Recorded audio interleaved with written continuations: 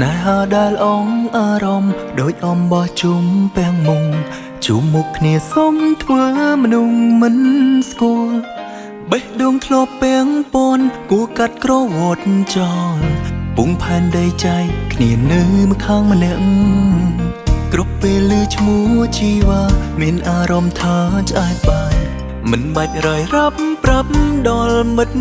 ភក្តិស្រឡាញ់វ័យក៏ល្អគ្មានអ្វីមកបាញ់ជាងពេលបែកគ្នាម្នាក់យកចាញ់ឈ្នះទៅណាពុងយើងបែកគ្នាហើយទៅឲ្យឆ្ងាយបានទេសុំនោមពោមៀមេសុំឈប់និយាយដើមបងមិនចង់ដឹងសុខទុក្ខមិនចង់ដឹងពីអូនអតីតដែលកន្លងសុំធ្វើជាមនុស្សមិនស្គាល់ពុងយើងបែកគ្នាហើយធ្វើមិត្តមិនបានទេបើចង់ខឹងចង់ជេរគួរណាត់គ្នាជួបមុខផ្ទាល់ញ៉ាពាក្យពេញតាមគេក្រុមយ៉ាងដូចវល់មិនត្រូវការពន្យល់សុំឈប់និយាយដើមបង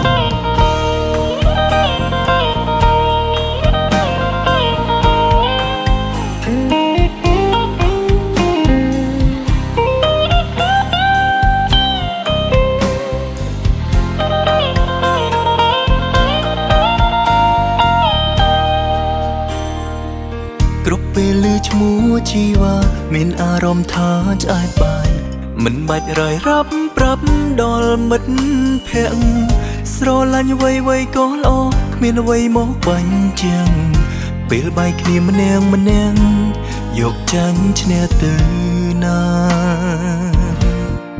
ពុងយើងបែកគ្នាហើយទៅឲ្យឆ្ងាយបានទេសុំនោមពោមៀមេសុំឈប់និយាយដើមបងមិនចង់ដឹងសុខទុក្ខមិនចង់ដឹងពីអូន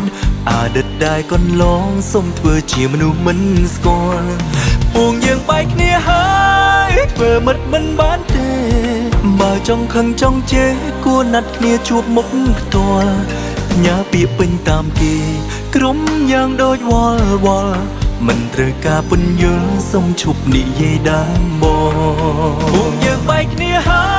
យទៅឲ្យឆ្ងាយបានទេសុំនោមពោមៀមេសុំឈប់និយាយដើមបងមិនចង់ដឹងសុខទុក្ខ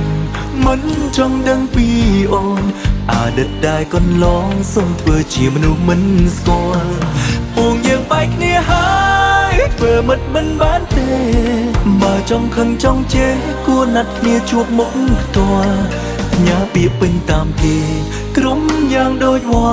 ល់មិនត្រូវការពន្យល់សុំឈប់និយាយដើមបងពុងយើងបែកគ្នាហើយទៅឲ្យឆ្ងាយបានទេសុំនោមពោមៀមេសុំឈប់និយាយដើមបងមិនចង់ដឹងសុខទុក្ខមិនចង់ដឹងពីអូនអតីតដែលកន្លងសុំធ្វើជាមនុស្សមិនស្គាល់ពុងយើងបែកគ្នាហើយធ្វើមិត្តមិនបានទេបើចង់ខឹងចង់ជេរគួរណាត់គ្នាជួបមុខផ្ទាល់ញ៉ាពាក្យពេញតាមគេក្រុមយ៉ាងដូចវល់មិនត្រូវការពន្យល់សុំឈប់និយាយដើម